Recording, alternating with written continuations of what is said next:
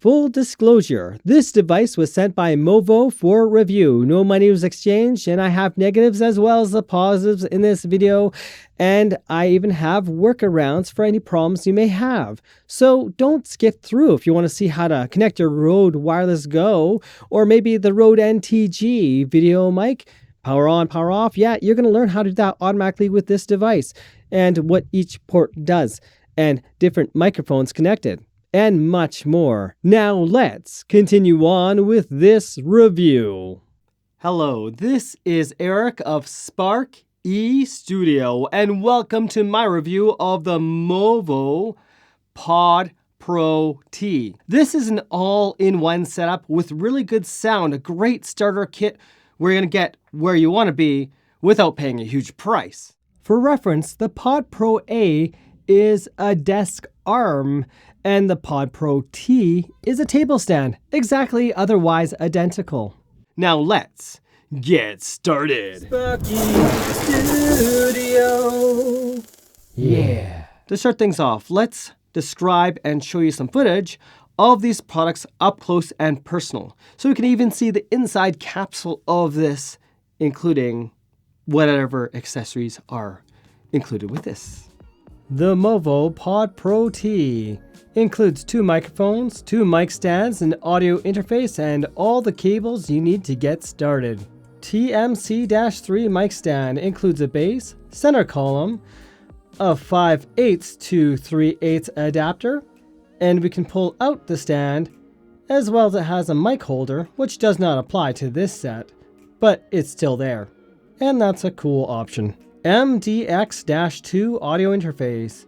It includes a hard case, audio cables such as USB-A to USB-C, USB-C to C, and includes lightning to USB-C as well. 2 48 volts phantom power button, a control knob, mic monitor, as well as 2 headphone volumes and 2 microphone volume controls, 2 headphone ports, 2 XLR with 2 1/4-inch jacks, line and instrument import, line output, USB power, as well as USB input. On the underside, it looks like we have a compartment. 2 AA batteries you can put in here, and it has rubber feet to grip on your table so it doesn't slide around. Cast mic. Inside we have an XLR cable, 2 different color foam muffs, and the foam muff included on the mic. Let's open it up and see what's inside. We have a cover with some foam inside. Nice. Put it back on. Try a different color. How do we put the stand on? We simply screw it into place, no adapter needed, and there we go. This is hard plastic. The front here is metal.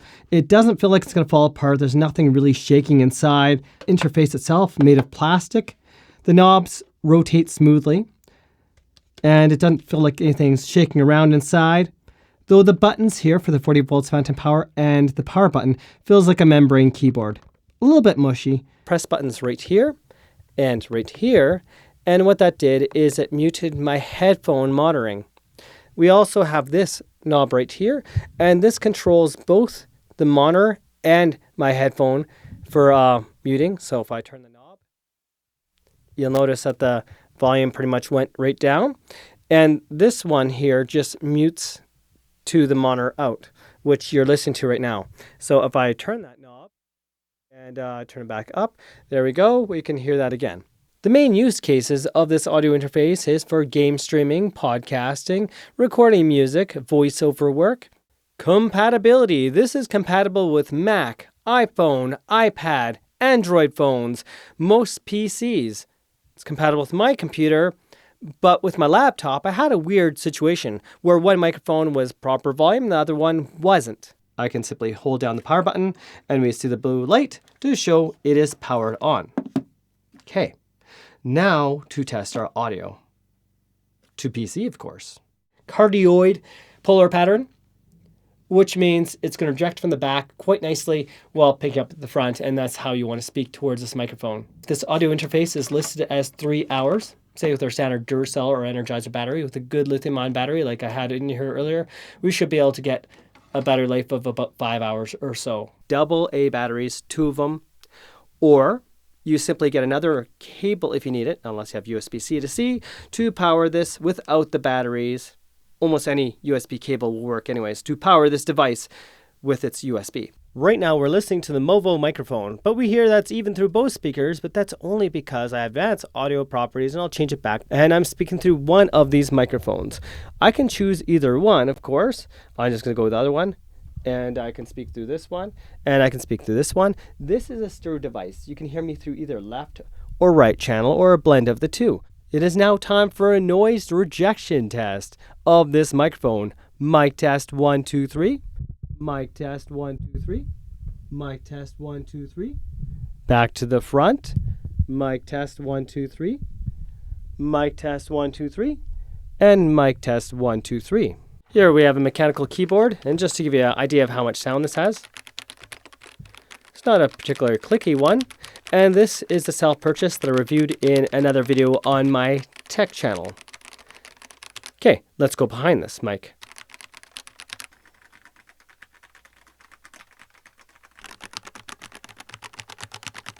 Before we go to other microphones, including 48-volt phantom power condenser microphones, let's test first to mobile phone.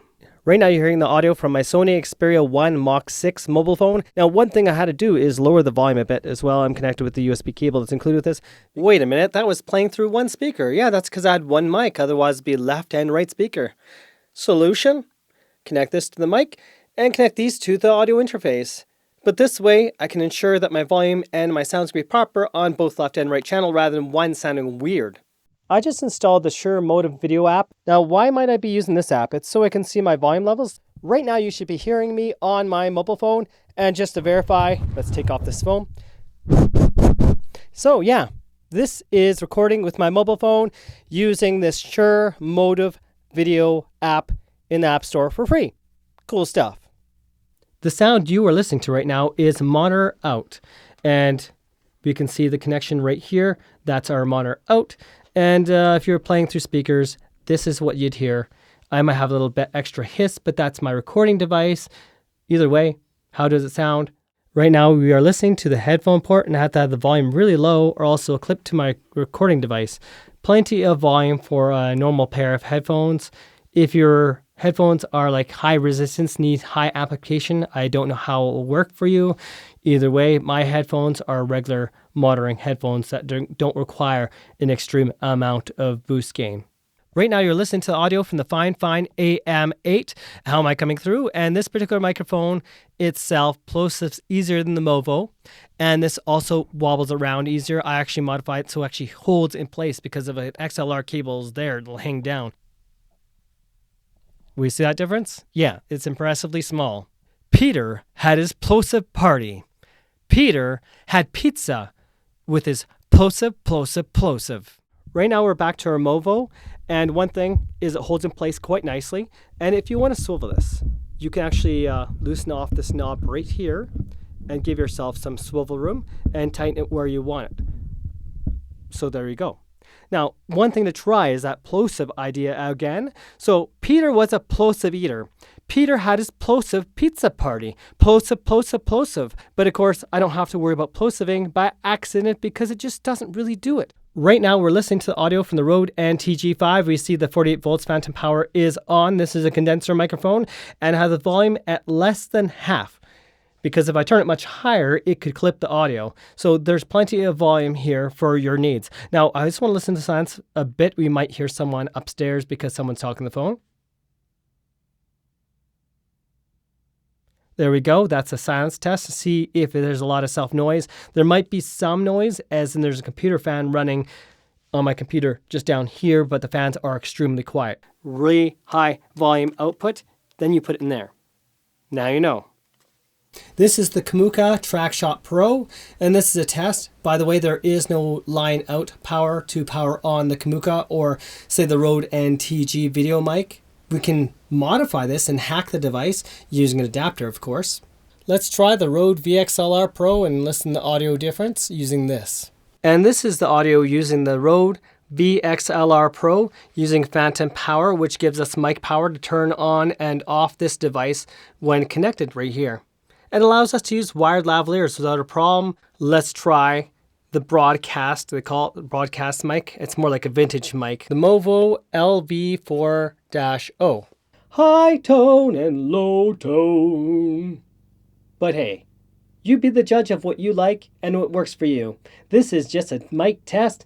Now time to test the Rode Wireless Go 2. Connected to the Movo, and this is my 1/4 inch adapter or 6.35 millimeter adapter connected to my 3.5 millimeter connection. If you're podcasting live, this should not be a problem. If you're game streaming live, this shouldn't be a problem, or using OBS. Now, this is a problem when recording to camera and recording to the PC when using Sony. Spoiler alert, the Fujifilm X-S20 is leading audio and therefore does actually blend better with this audio interface versus Sony. Now you know. Now let's continue on showing that footage with Sony alignment versus this. Here's the audio recorded to my camera. Here's the audio from this audio interface, and I'm going to play about 9 minutes difference in time between here and down here. Let's have a listen. Rode VXLR Pro. Let's try the Rode VXLR Pro and listen to. But first, let's try an adapter. So if you notice, there's a bit of a echo. That's because there is a time separation that happened. It's no longer aligned. We can always cut parts of the recording and move it into place should we choose to do so. You can simply align by waveform, and it won't be a problem if you're willing to put in a little bit extra work. Remember to subscribe to Sparky Studio and help this channel grow. Also, don't forget to leave a like if you learned something from this video. Let's do a little bit of voice acting. Krillin, use the power within you. But I ain't got no power, except for these Power Hour chocolate bars. They're the best. I knew this guy once, and he wore brown pants, and he left trails of brown all over the place. It's almost like he pooped himself. How did that come through? I don't know, but we'll both find out on playback. Now, in terms of a setup, starting out, this is going to be great. Lightweight, portable, good sound. This microphone is not tied to this audio interface. I'm actually using my Sony on-camera interface, so that is awesome. This is Eric of Sparky Studio. Leave your comments below. What are your thoughts and what's your experience? Is there anything I didn't answer? Well, let me know so I can hopefully answer. And also you can find me on Discord, which allows me to make a video for you or something like that, just to make a quick clip if there's some sort of question I need to answer in a video form. But feel free to comment below and then contact me on Discord to help at least this channel spread the news of its existence. This is Eric of Sparky Studio. Thanks again for watching and have yourselves a most wonderful day.